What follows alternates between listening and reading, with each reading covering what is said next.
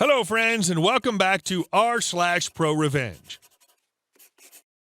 We'll start with a warm-up story, the end of which will satisfy you, so sit back and make yourselves comfortable. But before we begin, don't forget to subscribe to our channel if you're new here, and turn on notifications so you don't miss a new video every single day. Here we go. Karma is a W.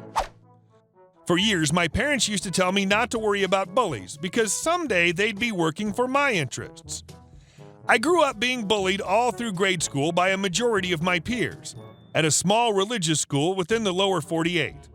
I never had any beef with anyone, not even Petey, the main school bully.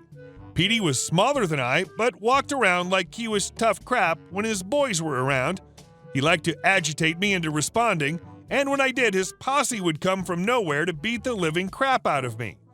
Teachers rarely intervened in fights, and when they did, I was in trouble most of the time because you're the bigger person. You should know better. Never figured out how it was my fault that 6 kids decided to kick me black and blue, but I was the only one who got a paddling for it. At the end of my last year at this school, they had a year-end party, complete with water balloon fight at the end. As everyone was drying off after it was over, I heard someone yell, "Petey, no!"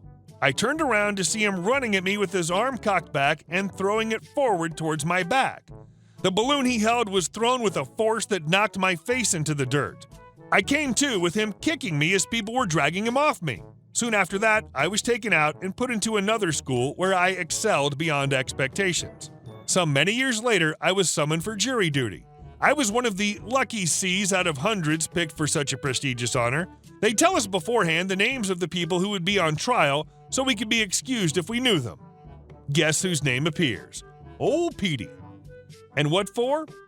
The area's largest illegal substances bust in 20 or so years. I didn't know this fool anymore. I don't want to say I helped put this sad sack of crap away, but I will say I'll never forget the look on his face when he entered the courtroom in chains and saw me sitting in the front row. He'll be eligible for parole when my kids have grandkids. And our second story. Fairly aggressive girlfriend stole from my bank account. I'm a senior at a large state university. This happened in the first semester of my freshman year. I was selected for an honors-type program that placed me in a co-ed dorm building with every other student in the program. As a dumb freshman, I rushed into a relationship with a freshman girl who lived right above me. We'll call her Megan. It was convenient for me to date someone who lived so close, but everyone else in our building hated Megan because she talked a lot and almost exclusively about herself. She bragged often about being a fairly aggressive person, but somehow I overlooked that mile-wide red flag. Right after Thanksgiving break, at the end of an evening class, I got a call from my mom, who noticed some unusual activity on my checking account. Back then, I had no credit card, so this account/debit card was my only access to my savings while I lived on campus. I rarely needed to buy anything during the semester, so I was puzzled to find that $104.29 had left my bank account over 2 weeks in the form of 6 Grubhub food orders. At this point, I trusted Megan, but I decided to ask her about the money right away. She denied any involvement and suggested that I cancel my debit card. After a really long phone call to the bank, I did just that. Next, I reached out to Grubhub customer service on Twitter. "Hey, my card was stolen and used for food orders on these dates. Can I have the receipts?" They sent me the first and last receipts, but they had to redact the personal info of the account holder. I say redact in quotes because they just used the Snapchat draw tool, and Megan's name was still clearly visible on both receipts. What's more, the most recent receipt was only 2 hours old. She was probably still eating when I chopped up my debit card. It was worth noting that she and I both had unlimited dining plans paid for by our respective parents, and we lived 500 feet from the nearest dining hall. She didn't need to order food, and she definitely didn't need my money to do it. So I texted her again. "I have the receipts from Grubhub. Are you sure you didn't make those orders?" Her reply, "F you for suspecting me." Fairly aggressive, wouldn't you say? I hatched a plan to collect security camera footage of her picking up the order from that evening. However, by midnight, Megan arrived at my door in tears and confessed to everything. Plus, she admitted to being a serial shoplifter. Exhausted, I sent her away and decided to deal with everything in the morning. By the next day, everyone in our building seemed to know what was going down, probably because Megan had already begun broadcasting her version of the story. I sent Megan a breakup text and decided that the $104.29 was a loss. At least I escaped unscathed, right? Well, less than 2 days later, she entered my room when I wasn't looking. I was sitting at my desk when I noticed her standing silently behind me. Megan, give me my stuff. Where's my stuff? Me. What stuff? Megan, you know. I did not know. She tore through the room looking for something that she refused to identify. Just as quick as she came, she was gone. And I locked the door because obviously this wasn't over yet. Within a minute, she was back. She stood outside my door, knocking and demanding I let her back inside. The knocking quickly got more violent. She started shouting, "I know you're effing in there," and "Open the mother effing door."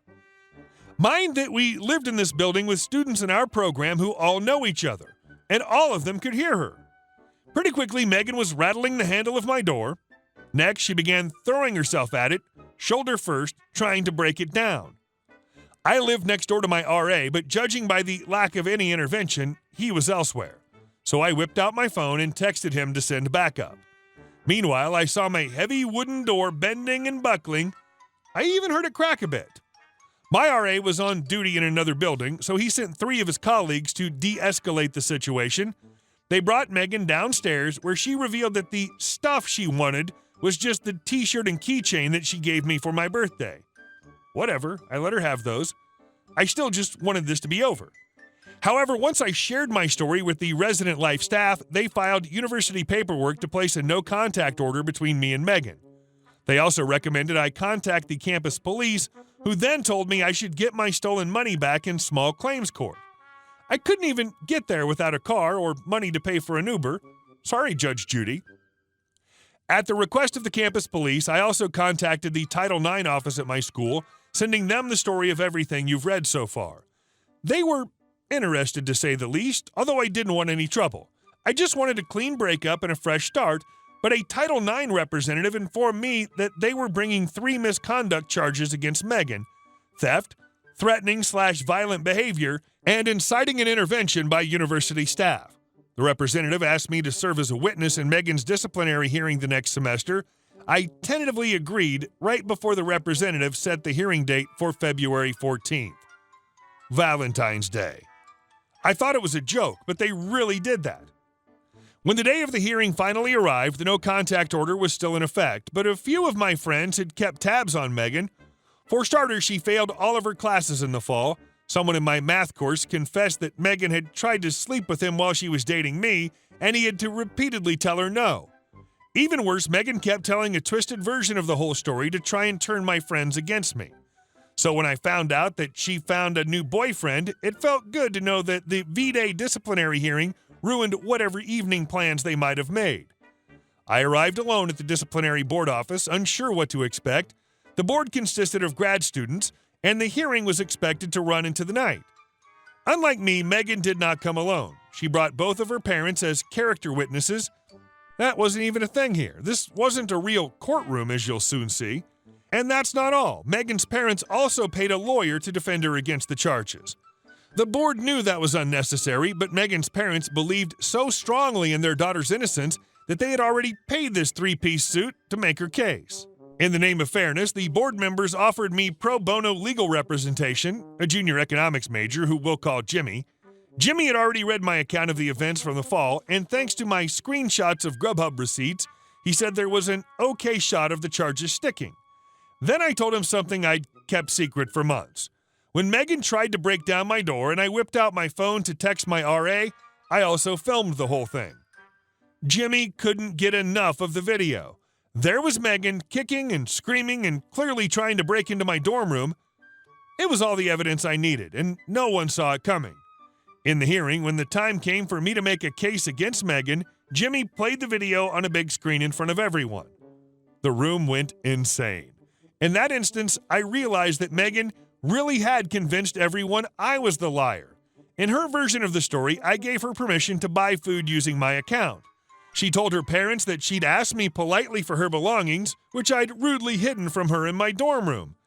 In Megan's story, I was the sociopath trying to ruin her reputation.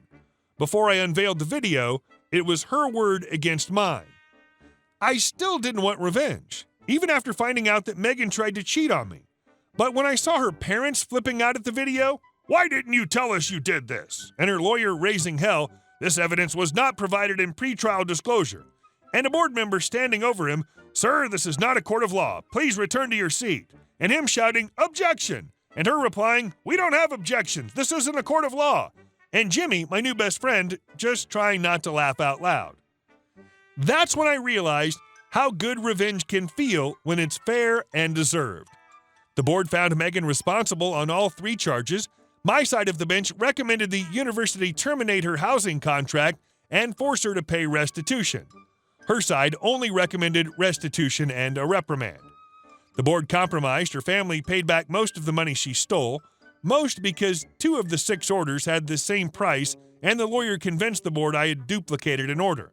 And Megan was forced to move into a different dorm building. This probably would have helped her anyway, because every student in our program's building knew everything she'd done and lied about. They wouldn't speak to her, and no one wanted to be her roommate. By the time she had to move buildings, she'd already failed all her courses again. Having paid for her tuition, her unused dining plan, her lawyer, and her restitution, Megan's parents finally pulled her out of school. Where are they now?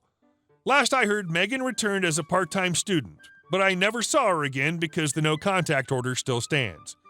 I'm now Facebook friends with the guy Megan tried to seduce. Oh, and Jimmy and I connected on LinkedIn. And our last story. Cheating wife gets wiped out in divorce. Found my best friend's wife's secret social media account.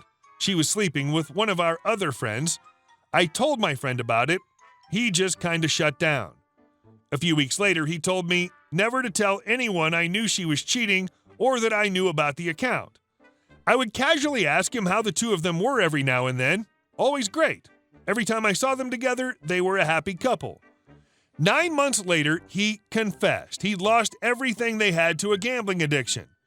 A year before, they both had cars that were paid off. He'd sold them and leased new cars. The money he made selling them, he lost to gambling. Their savings and 401ks were essentially gone, all lost on gambling.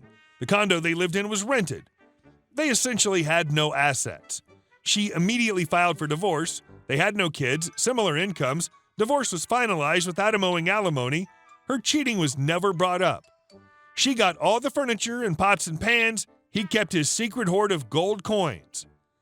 I don't know for sure, but I'm guessing it's at least $200K worth. Hey guys, thank you all for watching the video. I'll see you in the next one.